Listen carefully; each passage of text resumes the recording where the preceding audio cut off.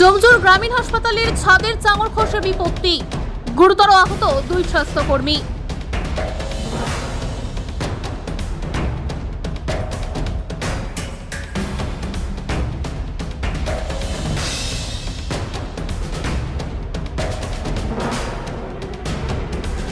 আজ সন্ধ্যায় ডোমজুর গ্রামীণ হাসপাতালের একটি পরিত্যক্ত ঘরে স্বাস্থ্যকর্মীদের নিয়ে মিটিং চলাকালীন হঠাৎই ছাদের চাঙড় খসে পড়ে দুই স্বাস্থ্যকর্মীর মাথায়।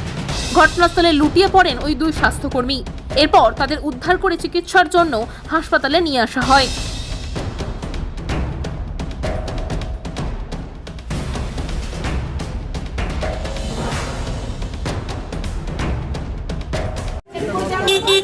কোন রুমটা আছে? কোন রুমটা?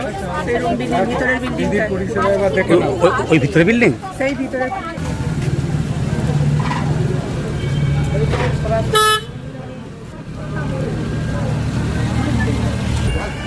হ্যাঁ, কোথায় আছো তুমি?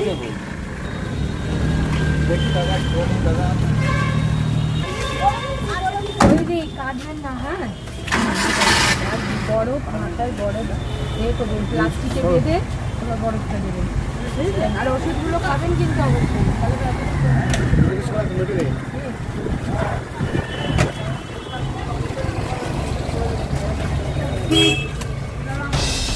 সূত্র মারফত জানা যায়, আজ সন্ধ্যায় গ্রামীণ হাসপাতালের পিছনের একটি পরিত্যক্ত ঘরে ডোমজুর ব্লক স্বাস্থ্য আধিকারিক ঋদ্ধি চক্রবর্তী নিজে প্রায় 100 জন আশাকর্মী ও অন্যান্য স্বাস্থ্যকর্মীদের নিয়ে বৈঠক করছিলেন। আর বৈঠক চলাকালীন হঠাৎই ওই বিল্ডিংয়ের ছাদের চাঙড় খসে পড়ে আর গুরুতর আহত হয় ওই দুই স্বাস্থ্যকর্মী। এরপর তাদের ডোমজুর হাসপাতালেই চিকিৎসার জন্য আনা হয়।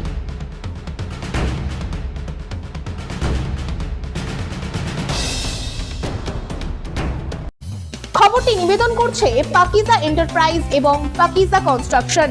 স্বপ্ন আপনার, গর্ব আমরা। 1 নম্বর মৌখালি, জগাছা, হাওড়া।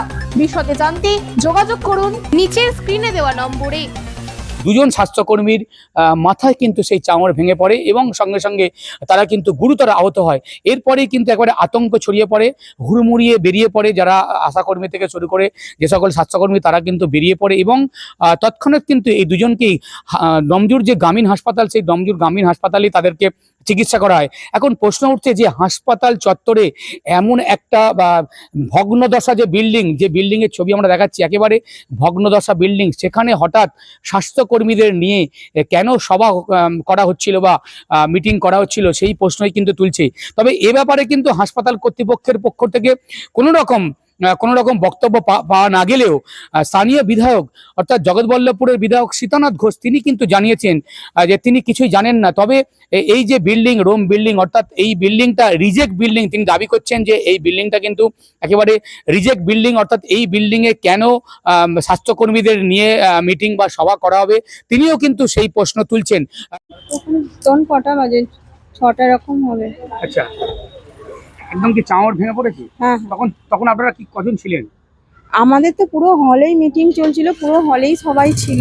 আচ্ছা, তো সেই সময় হঠাৎই মানে আমরা এরকম বসে আছি, দিদি আমাদের এরকম পিছনটা বসে আছে, আর একটা আমাদেরও এনএম বসে আছে। তো সেই সময় হঠাৎ করে পুরো চাঙড়টা ভেঙে পড়ে মাথায় পড়েছে। হ্যাঁ, আমরা হচ্ছে যে পড়ার সঙ্গে সঙ্গে আমরা ছিটকে গেছি ওদিকে, আর দিদি ওখানটায় পড়ে গেছে। তো দিদির মাথায় চোট লেগেছে, আর পাশে যে ছিলেন তার মাথাটা। কতজন আহত হয়েছে? 2 জন। আচ্ছা, দিদির নাম কি? যারা আহত হয়েছে নাম কি? একটা হচ্ছে রাখিবালা আর একটা হচ্ছে শিখা ঘোষ। এখন কেমন আছেন? দিদি এখন ভালো আছেন, এখান থেকে সমস্ত ট্রিটমেন্ট দিয়েছেন, ওষুধ ফষুধ সব দিয়ে দিয়েছেন। ওনাদের কি হাওড়ায় পাঠানো হলো? না না না না, যে যার বাড়িতে চলে গেল। আচ্ছা, বিল্ডিংটা কি খুব ভগ্ন দশা ছিল? ওখানটা অনেকদিন থেকে একটু ভাঙা মতো ছিল। আপনারা কতজন ছিলেন? বুঝলেন, আমরা 100 জনের কাছাকাছি। হ্যাঁ, দুজনে আহত হয়েছে। হ্যাঁ। কি বলবো, আপনারা নিশ্চয়ই দেখেছেন এখানকার যিনি সাংসদ আছে, গত কয়েকদিন আগে তিনি নিজে বলেছিলেন যে ডোমজুর হসপিটাল অনেক উন্নত হয়েছে। তো সেই সাংসদকে বলবো প্রথমেই একবার এসে যে আপনি স্বচক্ষে দেখে যান, আপনি সুস্থ অবস্থায় বলেছিলেন না অসুস্থ অবস্থায় বলেছিলেন? মানে যেখানে এরা স্বাস্থ্যকর্মী, তো তাদের যদি নিরাপত্তা না থাকে তাহলে সাধারণ মানুষের নিরাপত্তা কোথায় থাকবে? আজকে তাদের একটা মিটিং চলাকালীন হঠাৎ করে চাঙড় ভেঙে পড়লো। তো এটা কি এখানে যিনি বিএইচএমও আছেন তো তেনার নজরে কি থাকে না যে এই বিল্ডিংটার এই অবস্থা, সেটা মেনটেনেন্সের দরকার আছে, এগুলো তো অবশ্যই দেখা দরকার। এবং ওই মিটিং এ উনিও উপস্থিত ছিলেন ওই সভাতে। তাহলে আমার কাছে যা বিশ্বস্ত সূত্রে খবর আছে, এই হসপিটালের ডেভেলপমেন্টের জন্য টাকা পয়সা অ্যালটমেন্ট হয়েছে, সেই সমস্ত টাকা পয়সা ওনাদের পকেট ভর্তি হয়েছে। একদম সত্য ঘটনা, এটা আমাদের কাছেও খবর আছে। মানে যিনি এখানকার বিএইচএম আছেন, ওনার নামে অনেক অভিযোগ আছে, টাকা পয়সা থেকে আরম্ভ করে স্টাফেদের হেনস্থা করা থেকে আরম্ভ করে নানান রকম অভিযোগ আছে। ঠিক আছে। হাওড়ার ডোমজুড়ে 26 কাটা জায়গা জুড়ে তৈরি হয়েছে অত্যাধুনিক ব্যাংকোয়েট।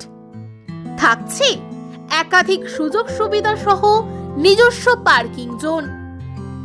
আপনার মনের মতো আধুনিক এই ব্যাংকোয়েটের ভাড়াও তুলনায় অনেক কম।